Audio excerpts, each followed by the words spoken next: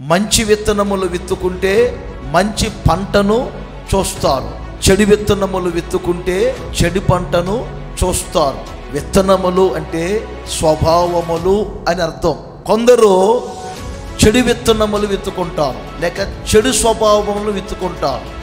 కొందరు దౌష్యముని విత్తుకుంటున్నారు, దౌర్జన్య పరులు ఉంటారు, వారు దౌష్యమునే విత్తుకుంటూ ఉంటారు.